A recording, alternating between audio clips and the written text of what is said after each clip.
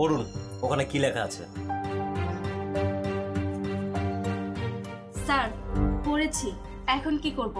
এখানে উল্লেখিত ব্যক্তিদেরকে নিয়ে আপনি সাগরের উপরে বেড়াতে গেছেন। ধরুন আপনি ফেরার পথে একটি নৌকা ভাড়া করেছেন। মাঝপথে আসার পর নৌকাটা ডুবো ডুবো অবস্থা। মাঝি চিৎকার করে বলছেন, ম্যাম যাত্রী কমাতে হবে, যাত্রী কমাতে হবে। তখন সেই মুহূর্তে আপনি কাকে ফেলবেন? তাকে কাটুন।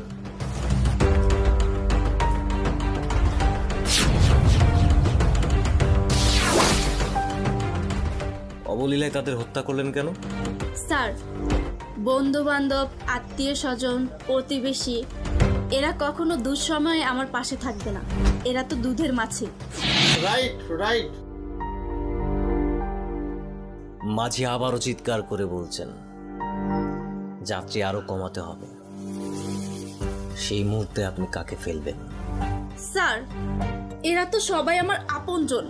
আমি কেমন করে এদেরকে মৃত্যুর মুখে ঠেলে দিব? উপায় নেই, লোক কমাতেই হবে।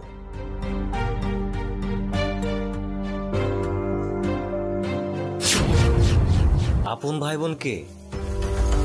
হ্যাঁ স্যার, এরা মুখে অনেক আদর করে, দুই একদিন আপ্যায়নও করে, 3 দিনের দিন বিরক্ত প্রকাশ করে এবং কি ওয়ারিশ ঠকানোর চিন্তা ভাবনাও করে।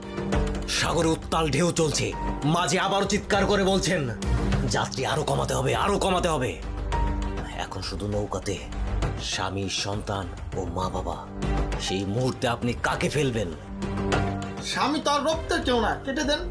আপনি চুপ করুন। আপনি এখন কাকে ফেলবেন?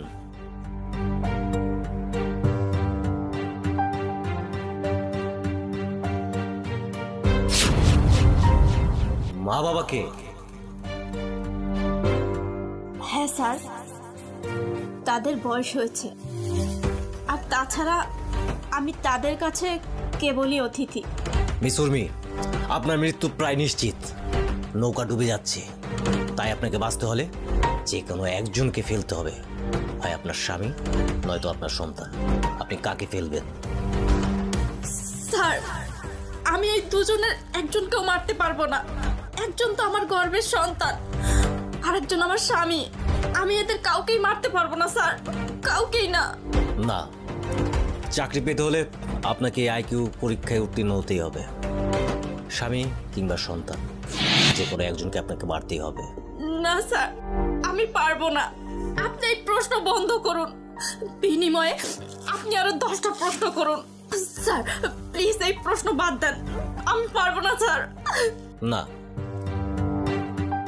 আমি 1 থেকে 3 পর্যন্ত গুনবো, তার মধ্যে একজনকে আপনাকে ফেলতে হবে। 1, 2। আপনি সন্তানকে মেরে স্বামীকে বাঁচালেন?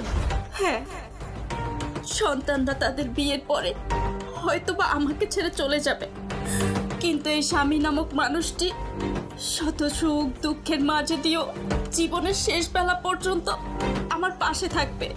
স্যার, আপনারা যদি আমাকে প্রশ্ন করতেন এই নক্ষত্রের নারী তোমার বাড়ি কোথায়, তাহলে আমি নিঃসন্দেহে বলতাম আমার স্বামীর বুকের পাঁজরে। তার প্রতিটি নিঃশ্বাস, আমার প্রতিটি মুহূর্ত প্রাণের সঞ্চার। তার ঘামের গন্ধ আমার সঙ্গীময় জীবন। তার শক্ত মস্ত বাহু আমার মাথা গোজার পরম আস্থা। স্বামীর দীর্ঘকালের দায়িত্ব, সর্বকালের শ্রেষ্ঠ প্রেম।